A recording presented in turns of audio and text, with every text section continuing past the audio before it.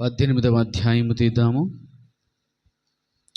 11వ వచనము చదువుకుందాము. ఇక్కడ చేరి వచ్చినటువంటి అందరికి కూడా యేసుక్రీస్తు నామములో వందనాలు. అలాగే దైవ సేవకులకి ఇమ్మానుయేల్ పాస్టర్ గారికి వందనాలు. మొట్టమొదటిగా దేవుడు నాకు ఇటువంటి అవకాశం ఇచ్చినందుకు దేవాది దేవునికి మహిమ ఘనత ప్రభావములు కలుగునుగాక. ఆమేన్. హల్లెలూయా. పెద్దలైనటువంటి వారికి, స్త్రీల సమాజం అందరికి కూడా వందనాలు తెలియజేస్తున్నాను. యోహాను సువార్త 18వ అధ్యాయము 11వ వచనము 10వ వచనం నుండి చూద్దాం దయచేసి. సీమోను పేతురు నొద్ద కత్తి ఉండినందున అతడు దానిని దూసి ప్రధాన యాజకుని దాసుని కొట్టి అతని కుడి చెవి తెగ నరికెను. ఆ దాసుని పేరు మల్కు.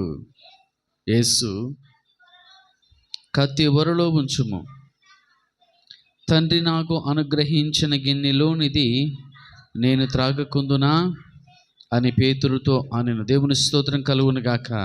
చిన్న ప్రార్థన చేసుకుందాం దయచేసి. కృపగల దేవా, నీకే స్తోత్రం స్తోత్రం స్తోత్రం స్తోత్రం ప్రభా.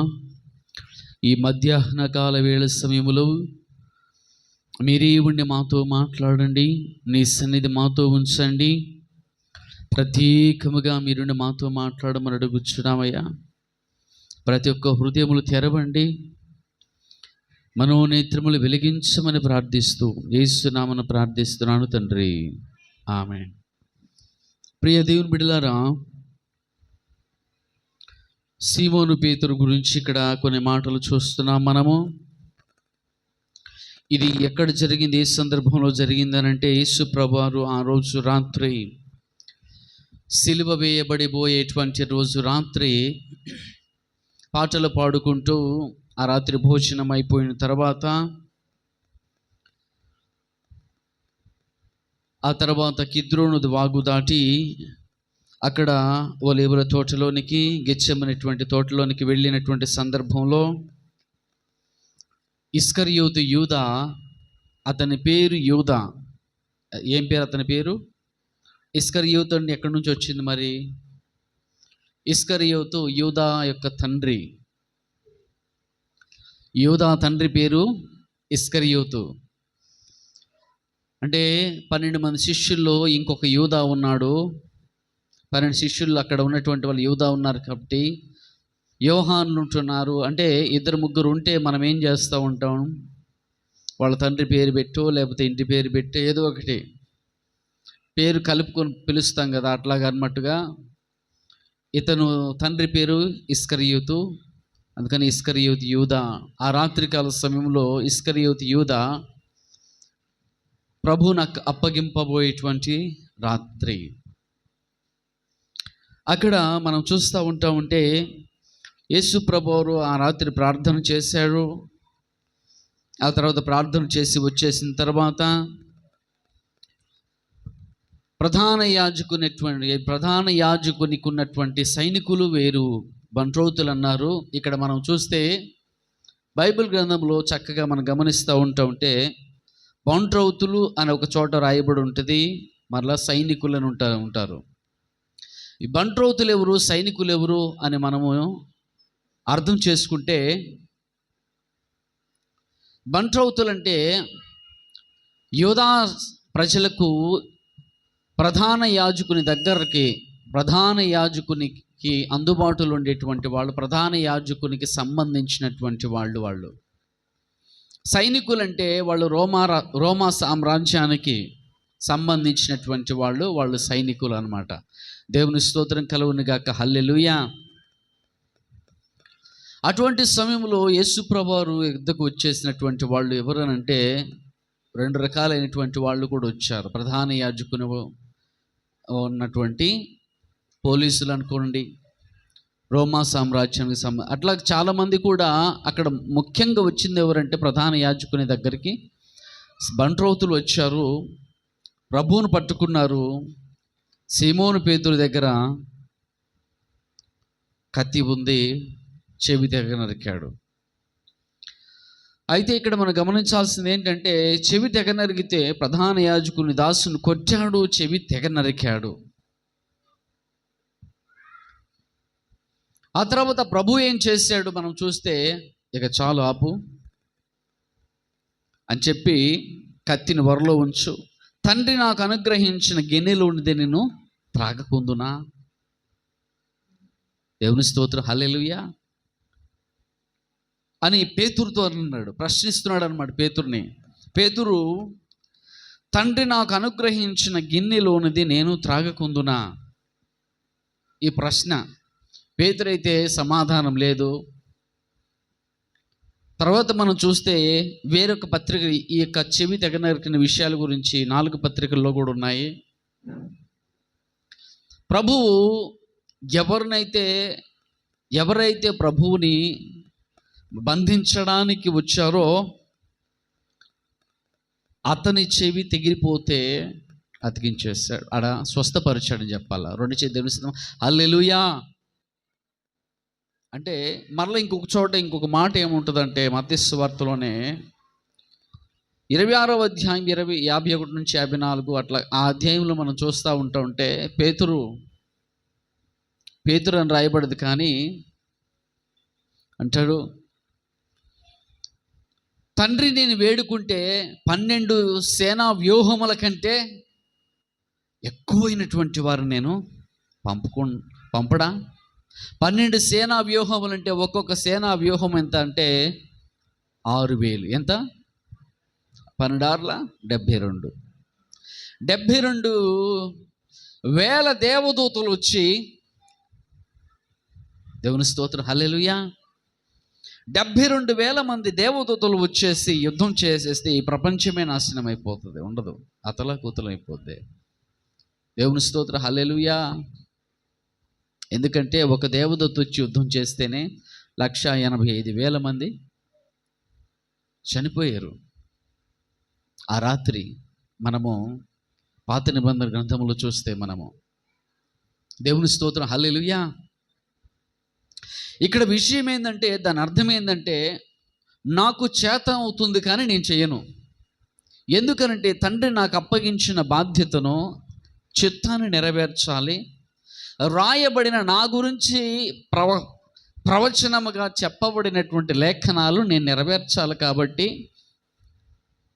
నేను వేడుకుంటే వస్తారు, నాకు చేత అవుతుంది కానీ నేను చేయను. మన జీవితంలో కూడా మనం ఒకటి అర్థం చేసుకోవాలి, ఏంటంటే మనకు చాలా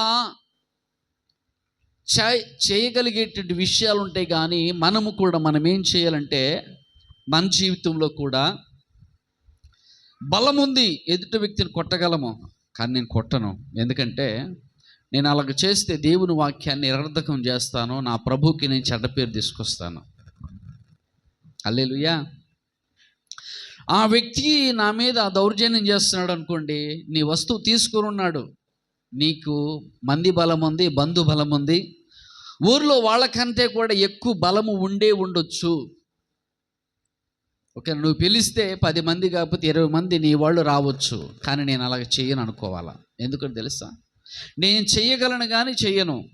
ఎందుకనంటే ఒకవేళ చేస్తే తండ్రి ఉద్దేశాన్ని, ప్రభువు చిత్తాన్ని నేను నెరవేర్చిన వ్యక్తిని కాను. ప్రభు చెప్తున్న మాటను బట్టి అంటే 72,000 మంది సైనికులు, దేవదూతలు, సైన్యము వస్తుంది, కానీ నేను చెయ్యను. ఓకేనా? నీకు ఇతరుల కంటే తెలివి ఎక్కువ ఉండొచ్చు, కానీ నన్ను నేను అంతగా ఎక్కువగా వాళ్ళకంటే హెచ్చించుకోను. అంటే చెయ్యగలిగి కూడా చెయ్యకుండా, అలాగా మనల్ని మనము ప్రభువు నిమిత్తము, వాక్యము నిమిత్తము ఎప్పుడైతే మనల్ని మనము కంట్రోల్ చేసుకోగలుగుతాం, నీ మనస్సును స్వాధీనం చేసుకుంటావో, దేని నిమిత్తము ఇవన్నీ చేయగలగాలి. వింటున్నారా మీరు? ఎందుకోసము నువ్వు చేయకుండా ఉండాలి తెలుసా? నేను దేవుని వాక్యాన్ని నెరవేర్చాలి, నా ప్రభువు నాకు ఆజ్ఞాపించిందని నేను చెయ్యాలి. దేవుని స్తోత్రం కలుగును గాక. సుమారుగా ఒక 6-9 యవ్వనస్తులైనటువంటి వారు, కొత్తగా పెళ్ళైపోయింది, కొత్తగా అంటే ఒక 4-5 సంవత్సరాలైండి వచ్చేమో పెళ్ళి అయిపోయి వివాహం అయిపోయి ఒక ద్వీపానికి పరిచర్యకి వెళ్ళిపోయారు. అలాంటి మీరు వినే ఉండొచ్చేమో.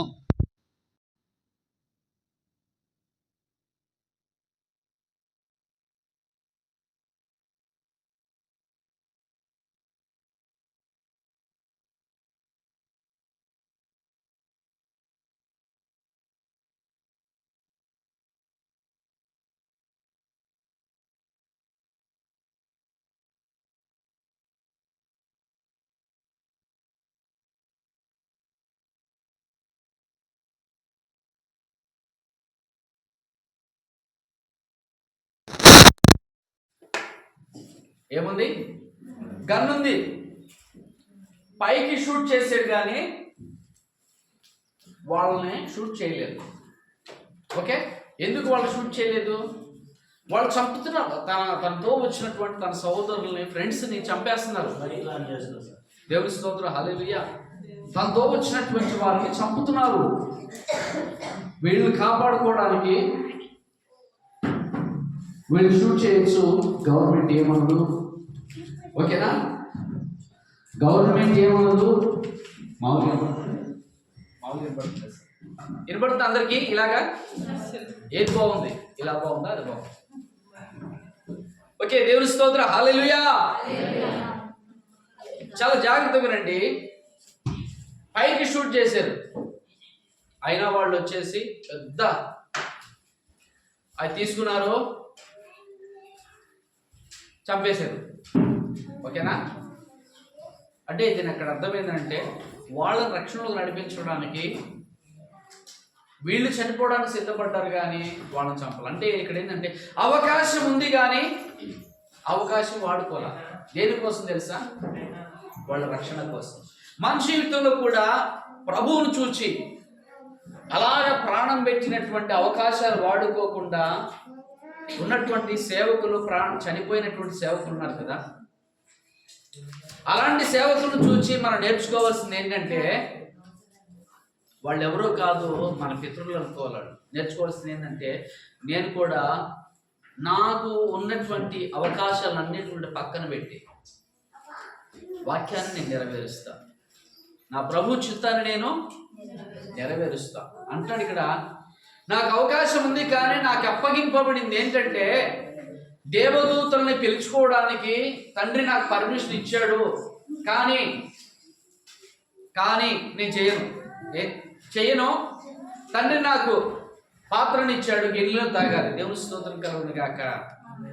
గిన్నెలో తాగకుందునా? యాకోబు యోహానుతో కూడా ప్రభు ఇలాగే మాట్లాడాడు. ఒకసారి మత్తయి సువార్త 26వ అధ్యాయంలో మనం చూసినట్లయితే 20వ అధ్యాయము 22-23 వచనాల్లో యాకోబు యోహాను తల్లి వచ్చి వీళ్ళకి మాట అడుగుతూ ఉంటుంది. అయ్యా, నీ పరలోకమందు నీ కుడి పక్కన ఒకడు, ఎడమ పక్కన ఒకడు కూర్చోబెట్టించుకోవాలా అని అంటుంది. మీరేమంటున్నారు? మీకు అర్థం కావట్లేదు. నేను త్రాగబోయే గిన్నెలో మీరు తాగుతారా అని అంటే చేసి నేను తాగుతూ ఉంటాడు. అంటే మీ తాగితే తాగొచ్చాం, ఒకవేళ మీ చేతన అవుతుందా అని అంటాడు. అంటే అది ఎంత కఠినమైందో మనం అర్థం చేసుకోవాలా. ఓకేనా? ఆ గిన్నె ఏంటి? ఆ గిన్నె ఏంటి?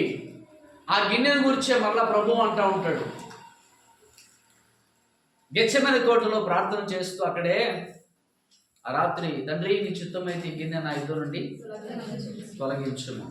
దేవుని స్తోత్రం కలుగును గాక. హల్లెలూయా. నీ చిత్తమైతే నాది తొలగించుము అని నీ చిత్తమే సిద్ధించాలి, నీ చిత్తమే జరిగించు. దేవుని స్తోత్రం కలుగును గాక.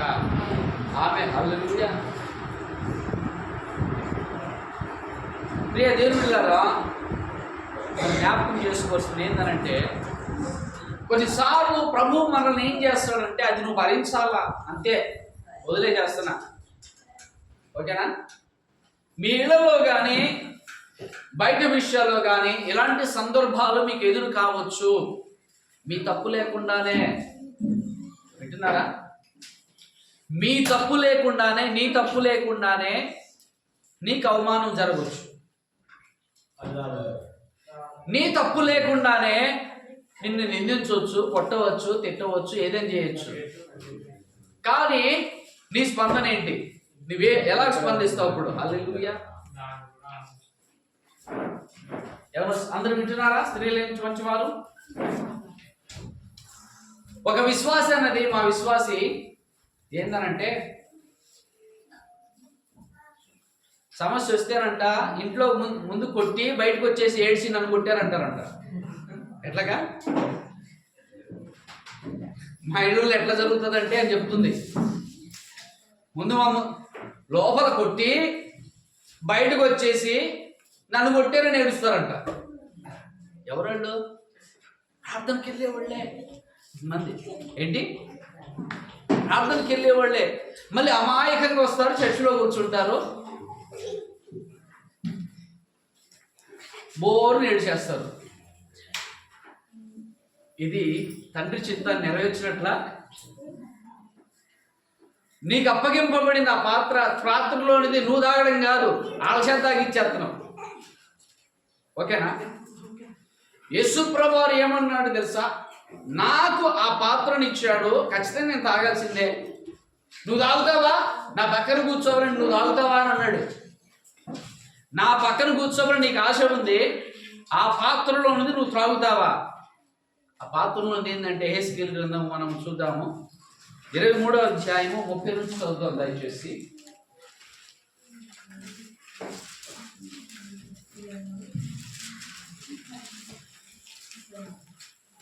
నీ అక్క అయిన షోమ్రోను పాత్ర వినాశోపద్రవములతో నిండినది. నీవు దానిలోనిది త్రాగి మత్తురాలవై దుఃఖముతో నింపబడుదువు. అడుగు మట్టుకును దాని పానము చేసి పాత్రను చెక్కలు చేసి వాటితో నీ స్తనములను పెరుక్కొందువు. నేను మాట ఇచ్చిన్నాను, ఇదే ప్రభువైన యెహోవా వాక్కు.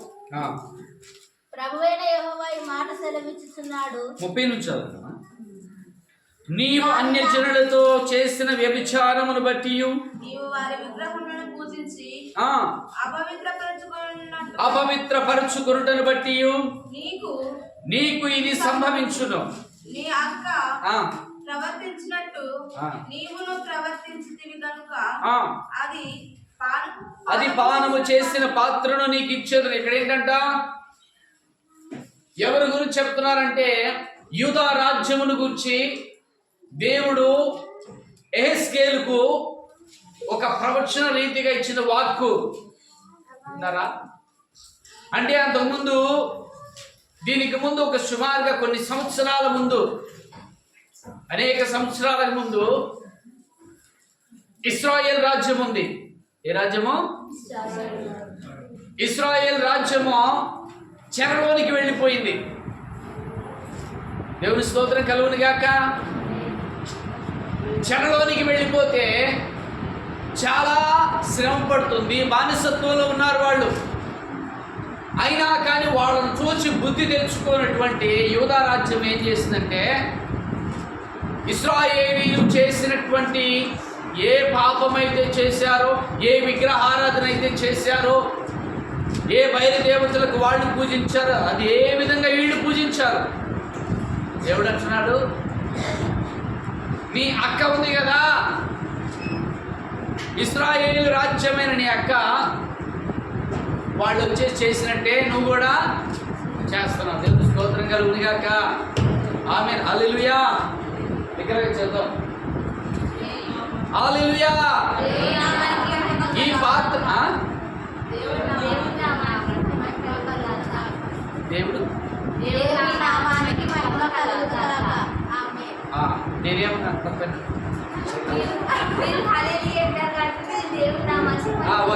Okay okay. దేవుని స్తోత్రం. హల్లెలూయా. Right right.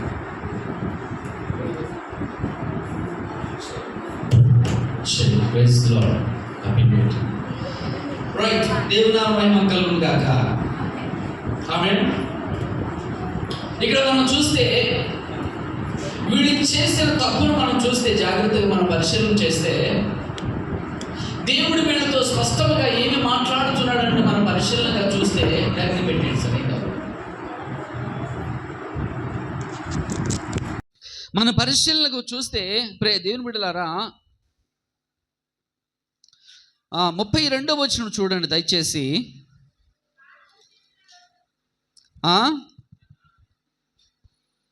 చదవండి.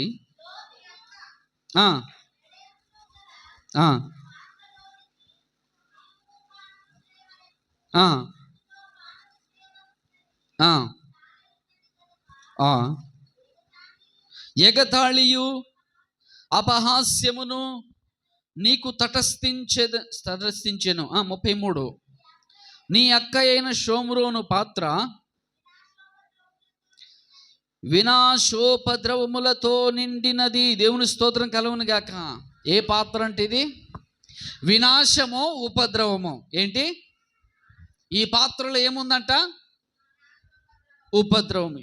ఎందుకని దేవుడు 2 రాజ్యాలకు వినాశము, ఉపద్రవములతో నిండిన పాత్రని ఇచ్చాడంటే వాళ్ళు చేసిన పాపము. ఇక్కడ యేసు ప్రభువారు కూడా ఒక గిన్నెని ఇచ్చాడు, ఒక పాత్రని ఇచ్చాడు. దీనిలో ఏముంది? అంత కఠినమైనటువంటి పరిస్థితి ఏముందనంటే, ఈ సర్వలోకము చేసినటువంటి పాపము, ఈరోజు నువ్వు నేను ఇంతకు ముందు చేసిన పాపములన్నీ కూడా ఏం చేయబడ్డాయి తెలుసా? వినాశనము, ఉపద్రవము, నరకము, రకరకాలైన చేసిన పాపాలు చెప్పుకుంటూ పోతే చాలా ఉన్నాయి. కానీ అన్నిటికీ ఒకే పేరు ఏంటంటే పాపము పెట్టేసేసాం. అవన్నీ చేసిన పాపాలన్నీ కూడా ఆ గిన్నెలోనికి, ఉపద్రవముతో నిండిన పాత్రని తండ్రి కుమారుడైనటువంటి యేసుక్రీస్తుకి ఇచ్చారు. అది తాగుతున్నటువంటి నువ్వు తాగాలి. దేవుని స్తోత్రం కలుగును గాక. హల్లెలూయా. అక్కడ ఏంటంటే, ఎందుకు యేసు ప్రభువారు గెత్సేమనే తోటలో కూడా అక్కడ తండ్రి నీ ఉద్దేశం అయితేనే, నీ చిత్తం అయితేనే దీన్ని తీసివేయలే. తెలియదు ఎందుకు ప్రార్థన చేశాడు తెలుసా? భయపడి కాదు. ఎందుకంటే లోక పాపములతో నిండిపోయి వినాశన, ఉపద్రవముతో, శాపముతో నిండిపోయినటువంటి పాత్రను త్రాగితే తండ్రికి దూరం అయిపోతాడు. ఆ సమయంలోనే తండ్రికి దూరం కాకుండా కూడా ఆయనకి ఇష్టం లేదు. తండ్రికి దూరంగా ఉండాలన్నది ఆయనకి ఇష్టం కాదు. కాబట్టి ప్రార్థన చేస్తున్నాడు. దేవుని స్తోత్రం కలుగును గాక. హల్లెలూయా. ఓకే, కొన్నిసార్లు వచ్చేసి ప్రియులారా, మనం అనుకోవచ్చు నేను ఎందుకు తగ్గాలా అని అనిపిస్తూ ఉంటుంది. కొన్నిసార్లు నేను చెయ్యని తప్పుకు నేను ఎందుకు భరించాలి, నేను చెయ్యని పాపానికి నేను ఎందుకు ఈ విధంగా అవమానపడాలనుకుంటాం కదా. యేసుప్రభువు ఏమైనా పాపం చేశారా? చెప్పండి, నా వైపు చూసి చెప్పండి. చేశారా? ఎక్కడైనా అపవిత్రంగా జీవించారా? లేదు. ఎక్కడైనా సరే అన్యాయంగా ఏమైనా జీవించాడా? లేదు. కానీ అన్యాయపు శిక్ష, అన్యాయపు తీర్పు పొందాడు, అన్నీ పొందాడు. కానీ పాత్ర ఇవ్వబడింది. ప్రభువుకి ఏమి ఇవ్వబడింది? పాత్ర. ఉగ్రతతో కూడినటువంటి పాత్ర, ఉపద్రవముతో నిండినటువంటి పాత్ర. కొన్నిసార్లు మన జీవితంలో అలాంటి గిన్నె మన ముందు ఉంటుంది. నేను ఎందుకు తాగుతాను, నాకేం అవసరం అని అంటే తండ్రి చిత్తాన్ని మనం నెరవేర్చిన వారము కాదు. దేవుని స్తోత్రం కలుగును గాక. హల్లెలూయా. సహజంగా ఈ ప్రతి కుటుంబంలో కూడా అత్తాకోడల మధ్య కానీ, లేకపోతే బంధువుల మధ్య, భార్యాభర్తల మధ్య ఇలాంటి వస్తాయన్నమాట. నేనెందుకు తగ్గాలి, ఆయన అట్లాగా ఉంటే నేనెందుకు ఇట్లాగా ఉండాలి, మా ఆవిడ నా భార్య ఇలాగుంటే నేను ఇలాగెందుకు ఉండాలి, మా అత్త ఎలాగంటే నేనెందుకు అట్లాగా ఉండాలి, ఎందుకు పడాలి, నేనెందుకు పడాలా, ఆమె ఎలాగ ఉంటా ఉంటే నేనెందుకు ఇలాగ ఉండాలా అనేటువంటి పరిస్థితులు వస్తూ ఉంటే వాళ్ళను చూచి నీ ప్రవర్తన నువ్వు ఎందుకు మార్చుకుంటావు? నిన్నే అడుగుతున్నది ప్రశ్న, సూటి ప్రశ్న ఏంటంటే, ఎందుకంటే మీ అత్తను చూసి నువ్వు మారకూడదు, నీ నోరు మారకూడదు, నీ భార్యను బట్టి నీ జీవితం మారకూడదు. ఓకేనా? నీ భర్తను బట్టి నీ జీవితము, నీ ప్రవర్తన విధానం మారకూడదు. నువ్వు మారవలసిన దేన్ని బట్టి మారాలంటే, మారితే వాక్యాన్ని బట్టి మారాలి నువ్వు, అంతే. హల్లెలూయా, దేవుని స్తోత్రం కలుగును గాక. ఎవరిని బట్టి మారాలా? నేను మారితే నా ప్రభువుని బట్టే మారతా, ఎవరిని బట్టి నేను మారను. ఓకేనా? కొంతమంది అనుకుంటూ ఉంటారు, వాళ్ళని బట్టి నేను ఇలా మారాల్సి వచ్చిందని. ఎప్పుడు నీ జీవితంలో అన్నావు అలాగా? వాళ్ళని బట్టి నేను ఇలాగ అయ్యాను అని అన్నావా ఎప్పుడైనా? నీకు అలాంటి ఆలోచన వచ్చిందా? హలో, వింటున్నారా? నేను ఇలాగ అయిపోవడం కారణము, నా జీవితము భ్రష్టు పట్టిపోవడానికి కారణము ఇలాగ కోపానికి కానీ, ఉగ్రతకు కానీ, లేకపోతే ఇలాగా తిట్టడానికి కానీ, ఆ విధంగా అయిపోవడానికి కారణం ఆ వ్యక్తిని బట్టి అన్నామంటే అది చాలా తప్పది. నేను మారితే నా ప్రభువుని బట్టే మారుతా. ఓకేనా? అందుకనే దేవుని వాక్యం ఏమంటుందంటే, నువ్వు ఎవరిని బట్టి మారాలి, ఎవరిని బట్టి జీవించాలి, ఎవరిని బట్టి ముందుకెళ్ళాలంటే, హెబ్రీయులకు రాసిన పత్రిక 12వ అధ్యాయం 2వ వచనం నుంచి మనం చూద్దామా?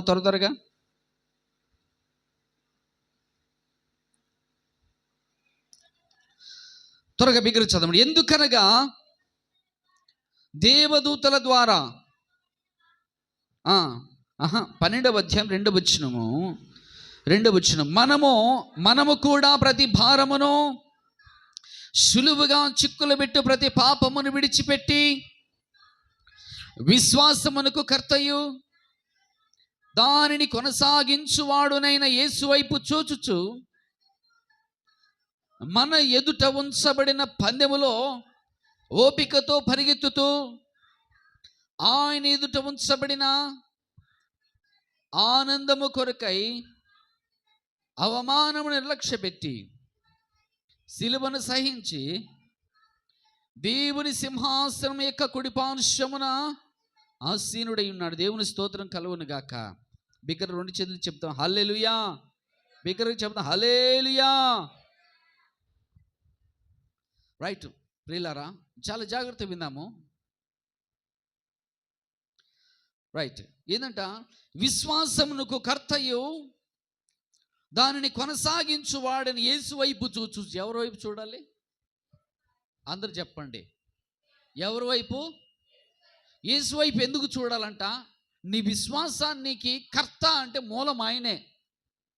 నీ భక్తి జీవితాన్ని కొనసాగించేది ఆయన్ని బట్టే. అర్థమవుతుందా? కానీ మన జీవితాల్లో, చాలామంది జీవితాల్లో ఎలా మారుతుంది? వాళ్ళు తిట్టారు కాబట్టి నేను తిట్టాల్సి వచ్చింది అంటే వాళ్ళ నడిపించేది? నీ ఆత్మీయ జీవితాన్ని ఎవరు నడిపించేది? వాళ్ళు అలాగ అన్నారు కాబట్టి నేను ఇలాగ అయ్యాను. అది తప్పు ప్రియులారా. మార్చుకోవలసిన అవసరం ఉంది. నీ మనస్సు రూపాంతరము చెందాల్సిన అవసరం ఉంది ఈరోజు. ఒకవేళ నువ్వు అలాగ ఉన్నట్లయితే ఒకటే జ్ఞాపకం చేసుకో, నేను నా ఆత్మీయ జీవితము, నేను మాట్లాడే విధానము, నేను ప్రవర్తించే విధానము నా ప్రభువుని బట్టే ఉండాలి. కానీ ఎదుటి వాళ్ళని బట్టి నేను మారకూడదు. ఎదుటి వాళ్ళని బట్టి నా నోరు మారకూడదు.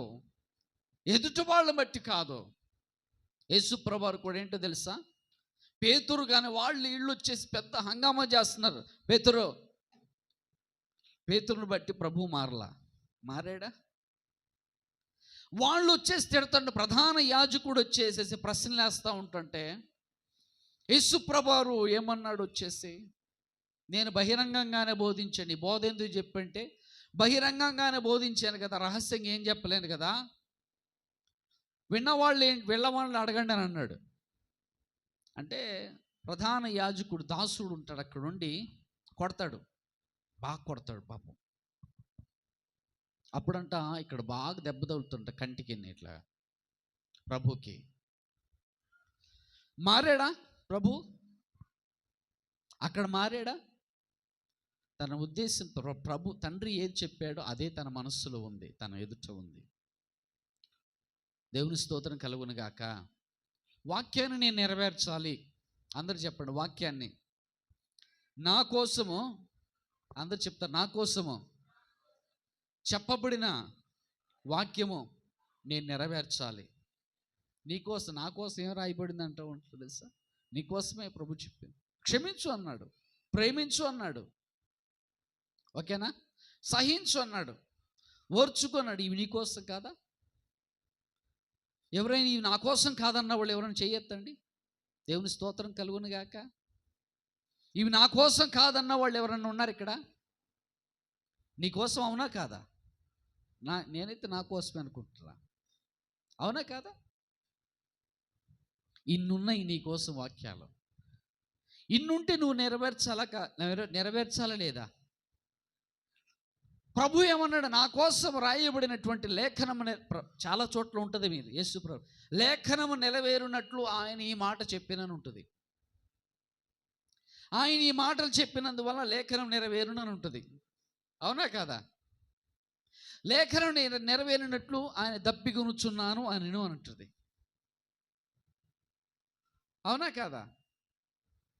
లేఖనం నెరవేరినట్లు నీ జీవితంలో కూడా ఎలాగ ఉండదో తెలుసా? లేఖనము, వాక్యము నెరవేరినట్లు నేను ఇలాగ నడుచుకున్నాను. దేవుని నామ మహిమ కలుగును గాక. ఆమేన్. ప్రభు ఏమంటాడు తెలుసా? నా కుమారుడా, బడా నమ్మకమైన మంచి దాసుడా, నా కుమార్తె బడా నమ్మకమైన మంచి దాసుడా. అదేంది మగవాళ్ళని దాసుడా అంటున్నారు, ఆడవాళ్ళని దాసుడు అంటే మనం చనిపోయిన తర్వాత మగ తేడా ఏది ఉండదు, గుర్తుపెట్టుకోనండి. శరీరానికే, శరీర రీతిగా ఉన్నప్పుడే మనకి మగ తేడా ఉంటుంది, మిగతా ఇప్పుడు ఆత్మకి ఏది ఉండదు. దేవుని స్తోత్రం కలుగును గాక. ఆమేన్. అప్పుడు అంటాడు, నువ్వు పలానా రోజు నా వాక్యాన్ని నెరవేర్చావు. ఏ రోజు ప్రభువా అంటే మనకు తెలియకపోవచ్చు. ఆ రోజు నువ్వు అలాగా అన్ని మాటలు పడుతున్నా కానీ నువ్వు ఓర్చుకున్నావు చూసావా? ఎదురు తిరిగి మాట్లాడలేదు చూసావా? అదే నేను చెప్పిన మాట నువ్వు నెరవేర్చావు.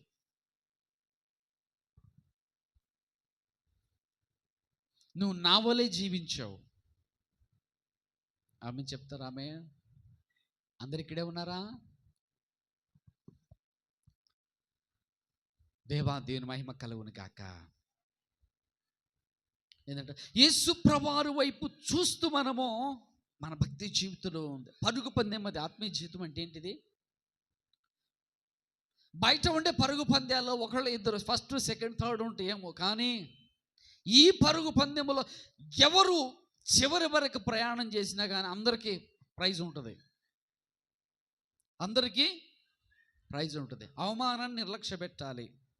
ఏంటంట? హెబ్రీయులకు రాసిన పత్రిక, అవమానాన్ని నిర్లక్ష్యం అంటే లక్ష్య పెట్టదు. దాని మీద నీ అవమానం జరుగు, దాని మీద మనస్సు ఉంచొద్దు. తిట్టారని మనసు పెట్టొద్దు, ఆ తిట్ల మీద మనసు పెట్టొద్దు. ఓకేనా? ఒకటేంటో తెలుసా? ఈరోజు నేను దేవుని వాక్యాన్ని నేను నెరవేర్చాను అన్న ఆనందం నీలో కనబడాలా. ఎదుటి వ్యక్తి నేను దూషించినా, ద్వేషించినా, కోపపడినా, అవమానముగా చెడ్డ మాటలలో నిన్ను పలికినా కానీ నువ్వు మౌనంగా ఉన్నావంటే అదేంటో తెలుసా? ఈరోజు నేను దేవుని వాక్యాన్ని నెరవేర్చాను. ఈరోజు నేను ప్రభువు నిమిత్తము నేను అవమానాన్ని కూడా లెక్క చేయలేదు. నిర్లక్ష్యం అంటే ఏంటంటే తెలుసా? అసలు పట్టించుకోకపోవడం నిర్లక్ష్యం అంటారు. దేవుని స్తోత్రం కలుగును గాక. ఆమేన్ చెప్తారా? ఆమేన్. వాచ్మెన్ నీ అనేటువంటి ఒక దైవ సేవకుడు ఉన్నాడు. ఎవరన్నా విన్నారా? 1922 సంవత్సరంలో ఆయన జన్మించాడు. 1903 సంవత్సరంలో, 3-2 జన్మించాడు. 1902 సంవత్సరంలో. వీళ్ళారా, ఓకే. ఆయన ఒక చైనా దేశపు వ్యక్తి, మంచి దైవ సేవకుడు. ఓకేనా? ఆ మంచి దైవ సేవకుడు ఎలా మారాడు తెలుసా? ఎంత అద్భుతకరమైన పరిచయం చేశాడంటే తన 17-18 సంవత్సరాల వయసులో రక్షణ పొందాడు. బాగా చదువుకున్నాడు, మెడిసిన్ కూడా చేశాడు. అయితే ఇక్కడ గమనించాల్సిన విషయం ఏంటంటే ఆ 1949వ సంవత్సరం వరకు పరిచయం చాలా బాగా జరిగి అనేక సంఘాలను స్థాపించాడు. 1952వ సంవత్సరం గుర్తుపెట్టుకోండి, నవంబర్ నెల 2వ తారీఖున ఆయన్ని, అప్పుడు 1949లో కమ్యూనిస్టు ప్రభుత్వం వచ్చింది, ప్రజాస్వామ్యము పడిపోయింది, కమ్యూనిస్టులు ప్రభుత్వం చేయడం ప్రారంభించారు. కమ్యూనిస్టులు మతాన్ని అసలుగా కానీ ఏది అని కూడా సహించరు. వాళ్ళు దేవుడు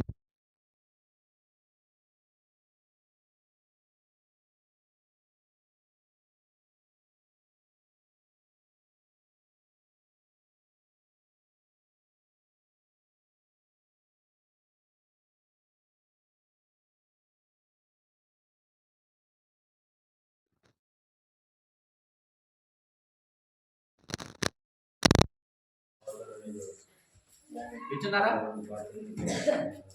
4 రకాలైనటువంటి ఆ 1949వ సంవత్సరంలో ఆయనకి సుమారుగా ఆ టైంలోనే వరుసగా పెళ్ళైంది. అయితే సంఘంలో వాక్యం చెప్పాలి కానీ వాళ్ళు చెప్పినటువంటి క్రమాన్ని ప్రకారమే చెప్పాల. వింటున్నారా? ప్రభుత్వ రాష్ట్ర ఆస్తుల్ని దోచుకున్నాడు అనేటువంటి నేరం. ఒకటేమో లంచాలు, ఇంకోటి ప్రభుత్వ ఆస్తుల్ని దోచుకున్నాడు, దేశద్రోహం అని సుమారు 4 రకాలైన నేరాలు మోపించారు ఆయన మీద, జైల్లో పెట్టారు. 1967వ సంవత్సరంలో విడుదల కావలసిన వ్యక్తి, ఆయనకి ముందున్నటువంటి ఏంటో తెలుసా? నువ్వు యేసు ప్రభువుని విడిచిపెట్టు, ఏ దేవుడు అని చెప్పు, బయటకు వస్తా. ఆయన ఒకటే జైల్లో ఉండి అనేక పుస్తకాలు రాశాడు తెలుసా? జైల్లో ఉండి అనేకమైన పుస్తకాలు రాశాడు. 1972వ సంవత్సరం జైల్లోనే చచ్చిపోయాడు. కొత్తగా పెళ్ళి అయిపోయింది, భార్య ఉంది, పిల్లలు కూడా ఏం లేదు. కానీ ఏంటో తెలుసా? తన ముందు తనకున్నటువంటి సవాల్ ఏంటంటే విశ్వాసానికి పరీక్ష. విశ్వాసాన్ని విడిచిపెడతావా, బయటకు వస్తావు అంటే అన్ని సంవత్సరాలు కూడా ఆయనకేంటి తెలుసా? అనేక ప్రలోభాలు. నీ విశ్వాసాన్ని విడిచిపెడతావా, నువ్వు నమ్ముకున్న దాని సిద్ధాంతాన్ని విడిచిపెడతావా అంటే నేను విడిచిపెట్టాను. అనేకమైన పుస్తకాలు రాశాడు. ఇప్పుడు తెలుగులో కానీ ఇంగ్లీష్లో కానీ ఆయన పుస్తకాలు వచ్చేసి బాగా ఆయన శ్రమ పెట్టారు, ఆయన హింస పెట్టారు, అనారోగ్య పాలైపోయాడు జైల్లో. జైలు జీవితం అంటే మన ఇంట్లో ఉన్నట్టు ఉండదు.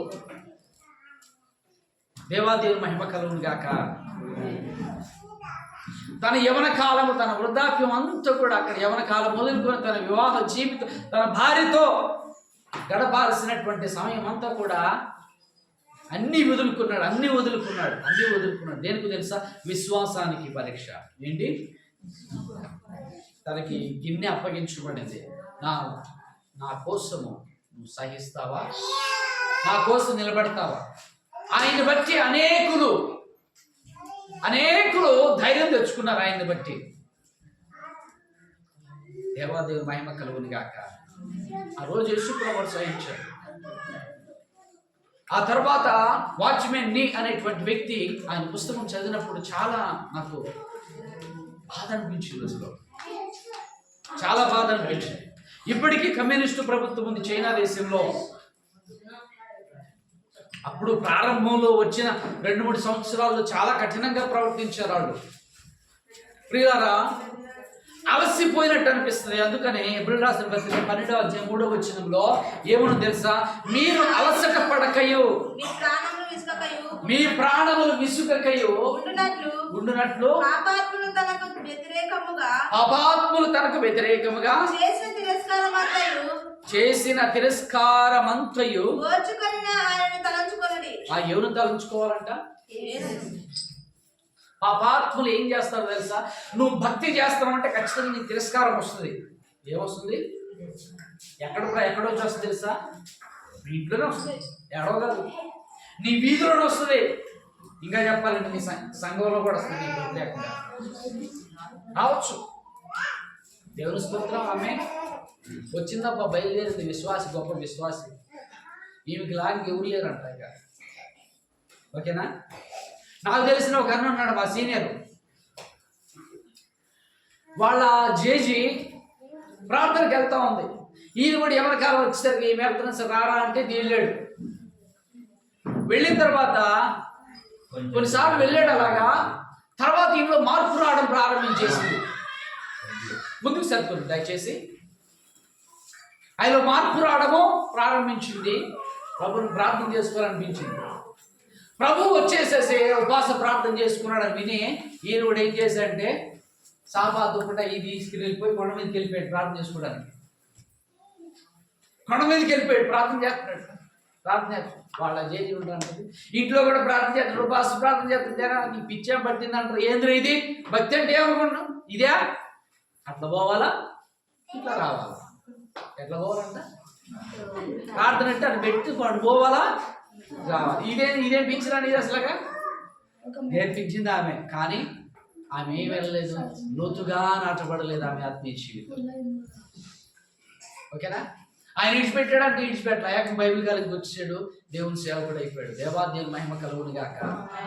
అలసట, వ్యతిరేకత, మనము ఇంకా లోతుగా వెళ్తా ఉండేసరికి ఇంటి వాళ్ళు ఉంటారు అప్పుడు దాకా బాగానే ఉంటా ఉంటారు. పైన ఉన్నంత వరకు బాగానే ఉంటాడు. అబ్బా ఎట్లా ఉండి సాలిక ఇంకా లోతుగా వెళ్తాడు. ఎక్కడ లోతుగా ఇంతమాత్రం సాలిక ఉపవాస ప్రార్థనలే వద్దు, ఆదివారం ఒక రోజు వెళ్ళిపో చాలు. ఓకేనా? పైనే ఉండు. ఎందుకంటే వీళ్ళ జీవితాలు పైనే ఉంటా ఉంటాయి కాబట్టి లోతైన అనుభవంలోనికి వెళ్ళనీయకుండా అడ్డుకునేటువంటి వాళ్ళు ఉంటారు. అందుకు నేను అలసిపోవద్దు అంటున్నాడు ప్రభు. ఆయాసపడొద్దు, నీ ప్రాణములు విసుగకుండా ఉండినట్లుగా యేసు ప్రభువు ఏ విధంగా అయితే పాపాత్ముల విషయములు ఏ విధంగా ప్రవర్తించాడో నువ్వు కూడా అలా ప్రవర్తించు. దేవుని స్తోత్రం కలుగును గాక. ప్రియ దేవుని బిడ్డలారా వింటున్నారు కదా? దయచేసి మీరందరూ కూడా ఎవరిని చూసి నడవాలి? యేసు ప్రభువును చూసి. ఓకేనా? ప్రభు ఎలా కలిసిపోయాడా, సొమ్మసిల్లిపోయాడా? లేదు. అలాగే నీ జీవితం. వాచ్మెన్ నీ ఎలాగ మారాడు తెలుసా? తన వాక్యాన్ని, తన జీవితంలో వాక్యము ఎలాగ నాటకు రక్షణ పబడిన విధానం ఏంటో తెలుసా? ఒకసారి 1920వ సంవత్సరంలో వాళ్ళ తల్లి గారు ఏం చేశారంటే 10 రోజుల ఉజ్జీవ కూడికలకి వెళ్ళింది. వాళ్ళ తల్లి ఎక్కడికి వెళ్ళింది? ఉజ్జీవ కూడికలు. అక్కడ సేవకుడు 10 రోజులు పెడితే వెళ్ళింది. 10 రోజుల తర్వాత ఇంటికి తిరిగి వచ్చింది. ఇంటికి తిరిగి వచ్చిన తల్లి మొట్టమొదటి చేసిన పని ఏంటో తెలుసా? కొడుకు దగ్గరికి వెళ్ళిపోయి వాచ్మెన్ నీ దగ్గరికి వెళ్ళి ఉండి ఆమె ఉంటుంది, నన్ను క్షమించు అన్నదంట. ఆశ్చర్యపోయాడు. ఏమని క్షమించమని అడుగుతుంది తెలుసా? నీ తప్పు లేకుండా నువ్వు తప్పు చేయకపోయినా కొన్నిసార్లు నేను నిన్ను శిక్షించాను, కొన్నిసార్లు నేను బాధ పెట్టాను, కొట్టాను, నీ తప్పు లేకపోయినా, అందుకనే నన్ను క్షమించునా అని చేసేసి కొడుకుని క్షమాపణ అడిగిందంట. కొడుక్కి అప్పటి వరకు భక్తి జీవితం లేదు, మారు మనసు లేదు, వాచ్మెన్ నీకి ఏది లేదు. అలాంటి సందర్భంలో తన తల్లి పలికిన మాట హృదయంలో గుచ్చుకున్నాయి బాగా. అక్కడికి వెళ్ళి వచ్చిన తర్వాత మా ఇమ్మకి ఇలాగా మారింది అని అనుకుని నేను కూడా అక్కడ ఏం జరుగుతుందో చూద్దాం, వెళ్ళాలా, ఏం జరుగుతుందో తెలుసుకోవాలనుకున్నాడంట. తర్వాత మళ్ళా సభలు మళ్ళీ వెళ్ళాడు. వెళ్ళి వచ్చేసిన తర్వాత నిద్ర పట్టట్లేదు, మనసంతా కకల వికలమైపోతుంది. ఎందుకనంటే తను చేసిన పాపాల విషయంలో వేదన చెబుతున్నాడు. అసలు యేసు ప్రభువుని అంగీకరించాలా అంగీకరించకూడదా? ఒక్కడే ఒంటరిగా ఉండి ఆలోచన చేస్తూ చివరికి ప్రభువు సన్నిధిలో అలాగా ఉంటుంటే ఒప్పింపబడ్డాడు పాపం నిమిత్తం. కుమారుడు మారడానికి కారణం ఎవరు? వాక్యం చెప్పిందా? వాక్యాన్ని చూపించింది ఆమె. వాక్యాన్ని చూపించింది. మన జీవితంలో కూడా ఏంటో తెలుసా, తల్లిదండ్రులు లేనటువంటి వాళ్ళు పిల్లలు మారాలంటే కూడా వాక్యాన్ని ప్రార్థనకి వెళ్ళు మంచిదే చెప్పాలి, కానీ నీ జీవితంలో నీవు వాక్యాన్ని చూపించాలి. ఏం చూపించాలి? తప్పు జరిగితే కొడుకు దగ్గరైనా కోడల దగ్గరైనా మనవాళ్ళైనా ఎవరైనా కానీ తెలుసా, వాచ్మెన్ ని తల్లి ఏ విధంగా ఒప్పుకున్నదో, క్షమాపణ అడిగిందో, ఒకవేళ అలాగా చేయగలిగితే కుటుంబం వెంటనే కట్టబడుతుంది. ఎందుకు కొంతమంది కుటుంబాలు కట్టబడవు తెలుసా? వాళ్ళు ఒప్పుకోరు. తప్పని పాపాన్ని పాపంగాని వాళ్ళు ఒప్పుకోవడానికి వాళ్ళ పెద్దరికం అడ్డుపడుతుంది. బైబిలు తల్లి క్షమాపణ చెప్పకూడదని బైబిల్ ఎక్కడ చెప్పట్లా, తండ్రి క్షమాపణ చెప్పకూడదని బైబిల్ ఎక్కడ చెప్పట్లా. ఏంటో తెలుసా, భారతదేశంలో ఉన్నటువంటి కట్టుబాట్లు అలా తయారు చేసినాయి. ఏంటో తెలుసా, తప్పు చేస్తాడు ఇక తండ్రికి కొట్టే అధికారం ఉంటుంది. ఏది అధికారం ఉంటుంది? తప్పు చేయకపోయినా కానీ కొట్టాలా, శిక్షించాలా, లేఖనానుసారం తప్పది. మనకున్నటువంటి అహము, తల్లిదండ్రులకున్న అహం కానీ విడిచిపెట్టేస్తే కుటుంబం అన్నీ కూడా అంటే కట్టుబడితే నిన్ను చూసి నీ పిల్లలు నేర్చుకుంటారు. భక్తిని చెబితే నేర్చుకునేది కాదు, మనం చూపించాలి. ఏం చేయాలి? చూపించాలి. ప్రియులారా, దేవుని స్తోత్రం కలుగును గాక. యేసు ప్రభువారు ఎలాగ జీవించాలో తన శిష్యులకు చూపించారు, పేతురుకు నేర్పించాడు. కొడతా ఉంటా ఉంటే, పేతురు అది చేస్తుంది తప్పైనాక నువ్వు చేయదు తప్పు, వాళ్ళు చేస్తుంది తప్పే, అలాగే నువ్వు చేయదు. దేవుని స్తోత్రం కలుగును గాక. ఆ తర్వాత ఎప్పుడు కూడా కత్తి వాడలేదు పేతురు. వాడాడా? వాడలేదు. 12 మంది శిష్యులు ఎవరైనా వాడారా? వాడలేదు. వాళ్ళు తప్పు చేశారు కాబట్టి వచ్చేసి నువ్వు చేశారు శభాష్ అన్నాడా? దేవుని స్తోత్రం కలుగును గాక. నీ జీవితంలో ఏంటో తెలుసా, కొన్నిసార్లు ప్రభు తాగిన పాత్రన తండ్రి అయిన దేవుడు నీకు అప్పగిస్తాడు. ఇది నువ్వు చేయాల్సిందే అని అంటాడు. నేనెందుకు చేస్తాను, నేనెందుకు పడతాను? కొంతమందికి ఇంత మాట అన్నా కూడా ఇంతే, చిన్న మాట అంటే కూడా రాత్రికి రాత్రి పగలు కూడా ఇక ఇంట్లో మనశ్శాంతి ఉండదు. ఇక ఓకేనా? ఇక అన్నము పెట్టరు, అన్నం కూరలు ఎట్లా వండుతారో తెలీదు. ఒకవేళ ఇంతే చిన్న మాటే. ఇంకొంతమంది ఉంటా ఉంటారు మగవాళ్ళు, చాళీళ్ళు వచ్చేసి వాళ్ళు ఎక్కడ ఉంటా ఉంటారు, వాళ్ళు కాకపోతే ఏం చేస్తారో కూడా తెలియదు. ఓకేనా? ఇంట్లో కూడా ఏం తీసుకురాదు. వింటున్నారా? అంటే అవకాశం ఉన్నా కూడా ప్రభు ఎలా ప్రవర్తించాడు వింటున్నారా? ఆ పాత్రను ఏం చేశాడు? దేవుడులారా, ఓర్చుకునేటువంటి విధానం అది నా కోసం రాయబడింది. ఓర్పు అనేటువంటిది నా కోసము, ఆ వాక్యం నా కోసమే. సహించడం అనే వాక్యం నా కోసమే. నీ సిలువను మోయాలనేది నా కోసమే ఆ పాత్ర. దేవుని నా మహిమ కలుగును గాక. ఆమేన్, హల్లెలూయా. క్రైస్తవులకి ఈ సిలువను గురించింది, శ్రమను గురించినటువంటి ఈ యొక్క అనుభవం లేకపోతే నీకు పరిపూర్ణత లేదు. ఏ విశ్వాసి కూడా పరిపూర్ణత ఎలా కలుగుతుంది తెలుసా?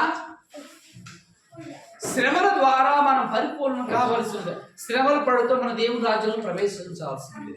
ఆమేన్ చెప్తారా? ఆమేన్, హల్లెలూయా, హల్లెలూయా. దేవాదేవుని మహిమ కలుగును గాక. ఒక్క తల్లి చెప్పిన క్షమాపణ వాచ్మెన్ ని దేశానికి ఒక మంచి గొప్ప దైవ సేవకుడిగా తయారు చేసినాను. ఆమె ఏం చేయలే. వాస్తవంగా అతను రావడానికి పునాది వేసింది ఎవరంటే ఆమె తల్లి. వింటున్నారా? నీ పిల్లల భవిష్యత్తుకు నువ్వు పునాదులు వేయాలంటే ఏంటో తెలుసా? డబ్బు కాదు. ఏం కాదు? డబ్బు కాదు, పొలాలు కాదు. ఈ మధ్య నా కొడుకు కోసం ఇల్లు కడుతున్నానయ్యా, కట్టు, మంచిదే.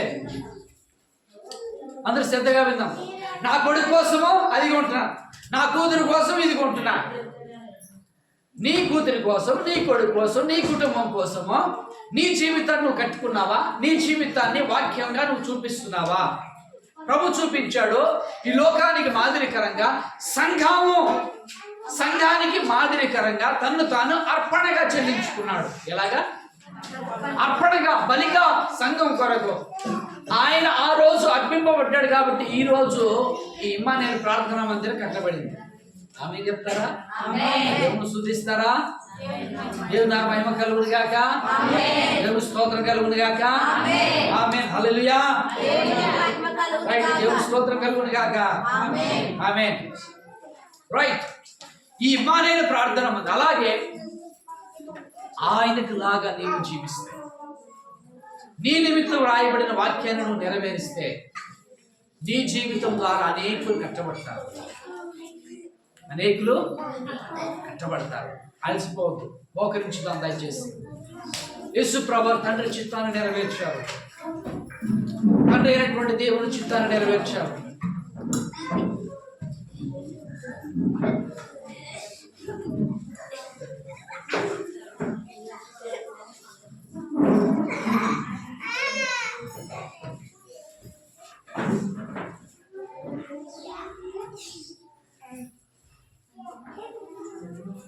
ఒకవేళ ప్రభు నీతో మాట్లాడుతూ ఉంటే ఈ టైంలోనే మార్చుకోవాలనుకుంటే మార్చుకోండి. ఇప్పుడే ఎవరైనా సరే, ఏ విషయంలో సరే ఒప్పుకోవాలనుకుంటే వెంటనే ఒప్పుకోనండి. ఆలస్యం చేశారా, అది నీ ఆత్మీయ జీవితానికి కుష్టు లాంటిది. ఆలస్యం విడిచిపెట్టేశారు, అలాగే కాదనుకుంటా.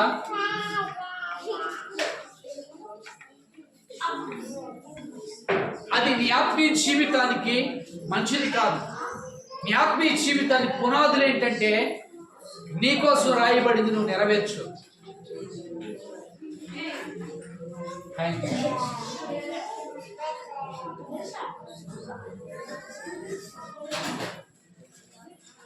హల్లెలూయా.